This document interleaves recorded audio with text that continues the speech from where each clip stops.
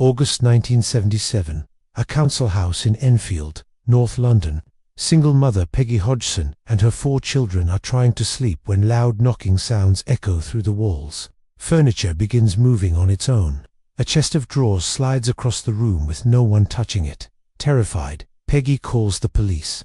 When officers arrive, they witness a chair slide across the floor by itself.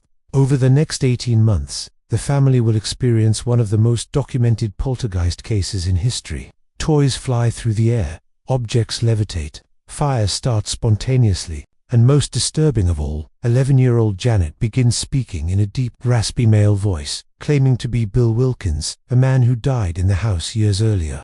Paranormal investigators Maurice Grosse and Guy Lyon Playfair document hundreds of incidents on audio and video.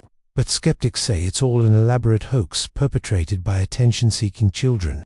This is the Enfield poltergeist, the true story that inspired The Conjuring 2. And to this day, no one can definitively prove whether it was real or fake. Hey everyone, welcome back to the channel. The Enfield poltergeist is one of the most famous and controversial paranormal cases ever. It's been investigated for decades, featured in documentaries, and turned into major Hollywood films. But what really happened? Was it genuine paranormal activity, or were 2 kids playing an elaborate prank? Let's break down the evidence on both sides. The story begins in August 1977, when Peggy Hodgson, a single mother, living in a council house at 284 Green Street in Enfield, called the police reporting strange phenomena. She lived there with her 4 children, Margaret, 13, Janet, 11, Johnny, 10, and Billy, 7. The activity started on the evening of August 30th, 1977, when Janet felt her bed shaking for no apparent reason. Then came the knocking sounds, loud banging on the walls that seemed to respond to questions. The next night, the activity escalated dramatically.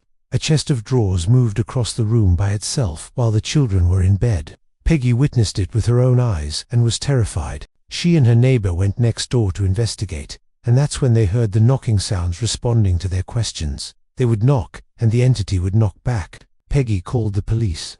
When police constables arrived, they were skeptical at first. But then something happened that changed everything. One officer, WPC Caroline Heaps, witnessed a chair slide across the floor, approximately 3 to 4 feet, with no one near it. She signed an affidavit, confirming what she saw.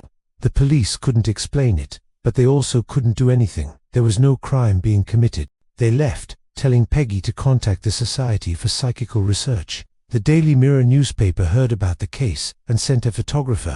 His pictures allegedly showed Janet levitating, floating horizontally in mid-air above her bed. These photos became iconic, though skeptics immediately claimed they just showed Janet jumping. The Society for Psychical Research sent Maurice Grosse to investigate.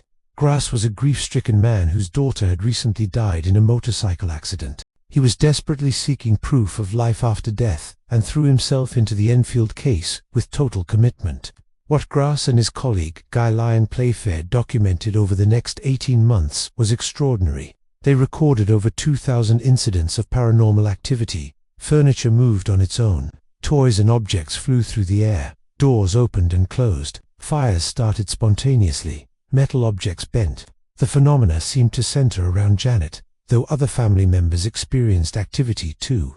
But the most famous and controversial aspect of the case was the voice. Janet began speaking in a deep, gravelly male voice that didn't sound like an 11-year-old girl. The voice claimed to be Bill Wilkins, a man who had died in the house years earlier. Investigators verified that a man named Bill Wilkins had indeed lived and died in the house. The voice knew details about his life that Janet supposedly couldn't have known. The recordings are genuinely unsettling. It doesn't sound like a child's voice at all. To test if Janet was faking, Maurice Grosse taped her mouth shut and had her hold water in her mouth. The voice could still be heard coming from her throat. A speech therapist examined Janet and said the voice sounded like it was produced by false vocal cords above the larynx, something technically possible but extremely difficult for a child to maintain for months. Janet herself later admitted in a 2011 interview that she and her sister faked some incidents, maybe 2% of the time, because they got bored when investigators were waiting for something to happen. But she insisted the vast majority of activity was genuine. Skeptics have many problems with the Enfield case. First, the famous levitation photos can easily be explained as Janet jumping off the bed. The timing and positioning match perfectly with someone mid-jump, not floating. Second, Janet and her sister Margaret were caught faking some incidents. They were photographed bending spoons by hand, not through paranormal means.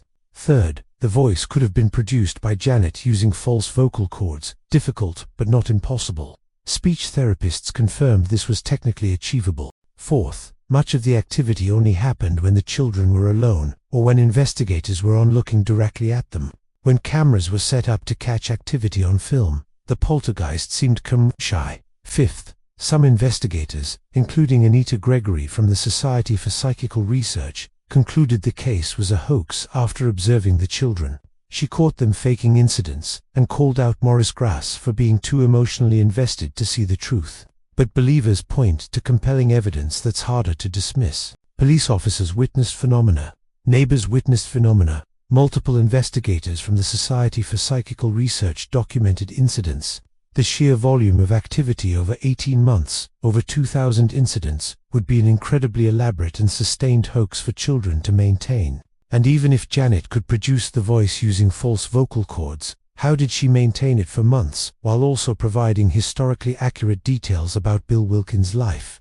There's also the fact that the Hodgson family gained nothing from this. They didn't seek publicity, it found them. They didn't make money from it. In fact, the attention made their lives more difficult. Peggy Hodgson was a working-class single mother just trying to raise her kids. Would she really encourage an 18-month hoax that brought investigators, journalists, and gawkers to her home constantly? Maurice Grosse remained convinced until his death that the Enfield poltergeist was genuine.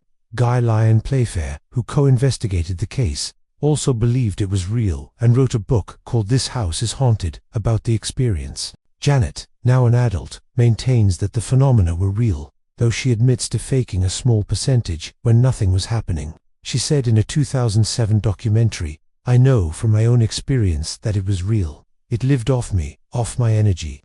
Call me mad or a prankster if you like. Those events did happen." The case inspired multiple films, including The Conjuring 2.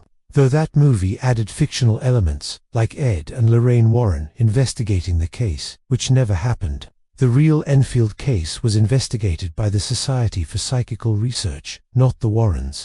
Apple TV recently released a docuseries about the case, featuring interviews with Janet and Margaret as adults, as well as audio recordings from the original investigation. So what's the truth? Was the Enfield poltergeist real or fake?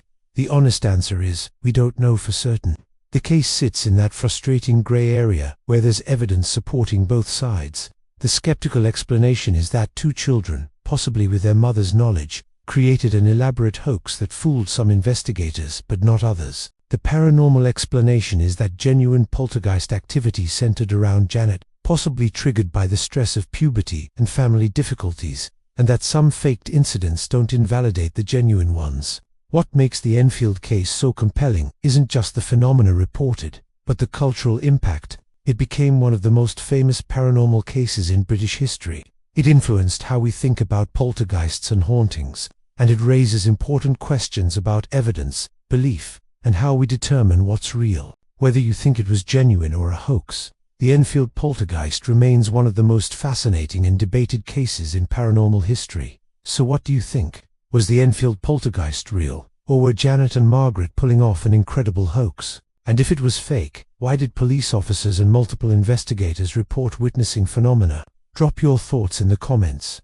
If you enjoyed this deep dive into one of the most controversial paranormal cases ever, hit that like button, subscribe for more mysteries and unexplained phenomena, and turn on notifications. Thanks for watching. I'll see you in the next one.